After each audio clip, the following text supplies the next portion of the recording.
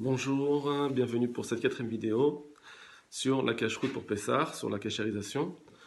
On va dédier ces cours pour la réfoua chez les mains, la guérison de tous nos malades, Bezrat Hashem, et aussi pour la protection de tous ceux qui sont en bonne santé, si Dieu veut.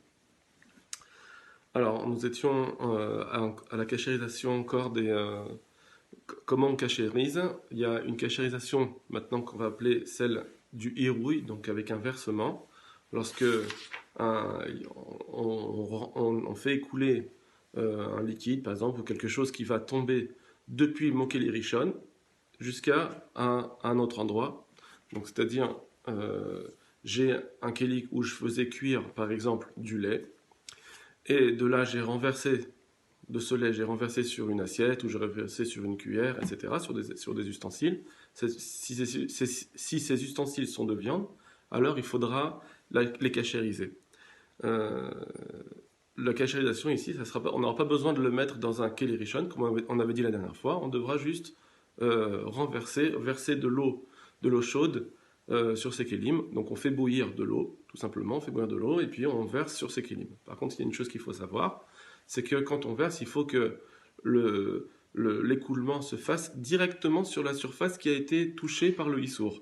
On ne peut pas se permettre, par exemple, donc voilà, je vous montre avec un livre, s'il y a une surface qui a été entièrement touchée lors de l'interdit, d'accord, quand il y a eu, par exemple, le lait qui est tombé, il est tombé là, il est tombé là, il est tombé de partout, directement, d'accord.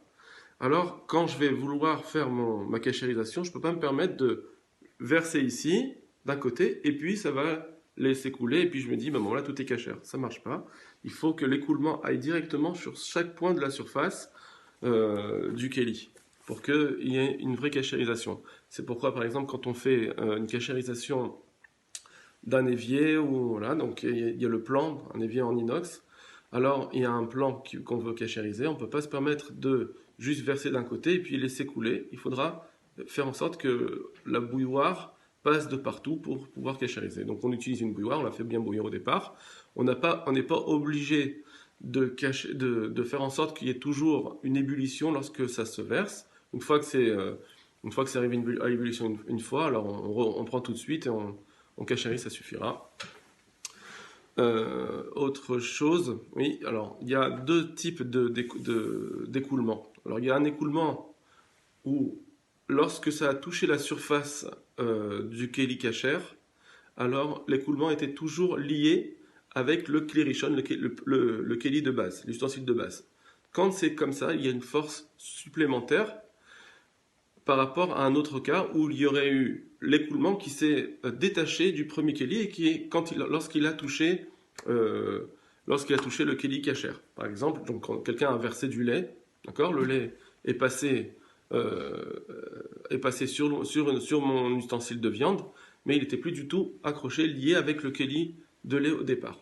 Donc là, ça sera un keli où l'écoulement s'est détaché. Alors, c'est deux cas différents. Le premier est un peu plus ramour, un peu plus, comment dire, il faudra faire plus attention. Et donc, lorsqu'on cachérisera, dans le premier cas où l'écoulement ne s'est pas détaché du premier keli, il faudra aussi, pareil, quand je vais cachériser avec mon eau, eh bien, il faudra que l'écoulement ne se détache pas du keli de base.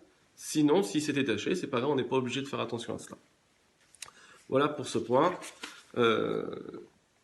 dans les cachérisations. Maintenant, on va commencer à parler un peu plus pratique. D'abord, les différentes matières qui peuvent être cachérisées. Alors, dans la Torah, c'est marqué que tout ce qui est en métal peut être cachérisé. D'accord, donc tout ce qui est en métal, donc l'aluminium, le fer, l'or, des kélim en or, si vous avez des kélim en or, en plomb, etc. Tout ça, c'est cachérisable. Il n'y aura pas de problème.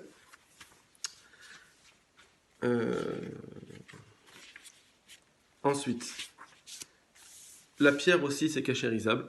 Tous les kélim en pierre, en marbre, tout ça, c'est cachérisable. Mais par contre, ça a une seule condition, c'est que ce soit la pierre d'origine, c'est-à-dire qu'elle n'a pas été broyée et retravaillée.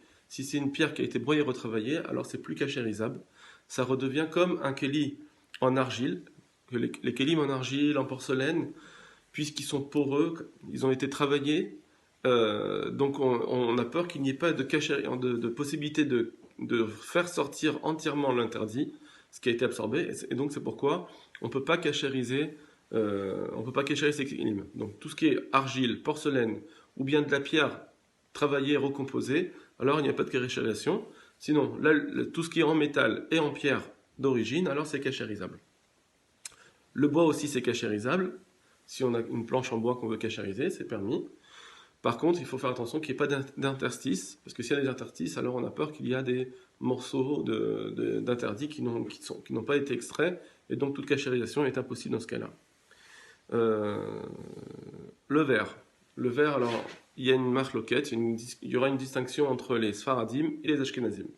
Pour les Sfaradim, c'est simple, le verre, on considère que ça n'absorbe pas, donc on n'a à la rigueur pas besoin du tout de cachérisation, on le rince, et puis voilà, tout est bon.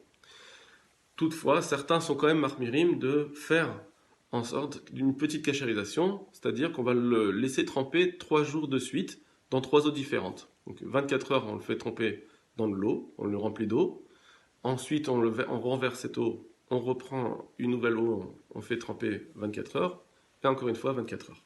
Mais ça, c'est un minag en plus qu'on prendra pour Pessar si on veut. Ça dépendra de chacun, des minagim de chacun. Mais sinon, d'après la stricte halakha, d'après les Sfaradim, ça ne boit pas, ça n'absorbe pas, donc on n'aura pas besoin de cachériser. Pour les Ashkenazim, alors eux, ils considèrent que le verre, ça ressemble au kélim en argile, donc il n'y a pas de cachérisation d'après eux. Ils absorbent le interdit, on a une difficulté pour le sortir. Toutefois, il y aura certaines permissions dans des cas de force majeure ou des cas de grande perte. Par exemple, dans des verres, puisque les verres en général on ne l'utilise pas avec du chametz à chaud ou bien ça peut être rare. Donc dans ces cas-là, les Ashkenazim pourront trouver une permission de faire comme on a dit, de tremper 3 fois, ou de faire une agala tout simplement en versant de l'eau directement de l'eau chaude dans les verres, ou bien de faire comme on a dit tout à l'heure, de les tremper 3 fois 24 heures. Ça, c'est permission-là pour les Ashkenazim, il vaut mieux demander à chaque fois à un rave pour être sûr de ne pas se tromper. Parce qu'il y aura peut-être des kélim où on ne pourra pas le faire. Voilà. Le plastique, enfin, tout ce qui est plastique. Alors, le plastique, d'après la stricte halakha, celui qui veut le cachériser, il a le droit. C'est permis de cachériser du plastique. Par contre, ce sera toujours en attendant 24 heures. Parce qu'il y a quand même des rabbanim qui disent qu'aujourd'hui, c'est un nouveau matériel qui n'existait pas au temps de l'Agmara, et donc on ne peut pas être sûr que les chachamim auraient été d'accord, les sages de l'époque auraient été d'accord pour cette cachérisation-là.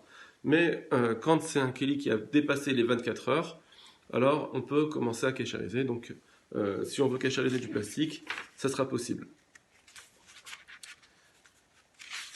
Voilà pour cette vidéo. Ensuite, on passera, Bezrat Hashem, au kélim. Maintenant, on va parler de chaque kéli, chaque chose de façon distincte, pour savoir comment on cachérise chaque kéli. Et voilà. Bonne journée.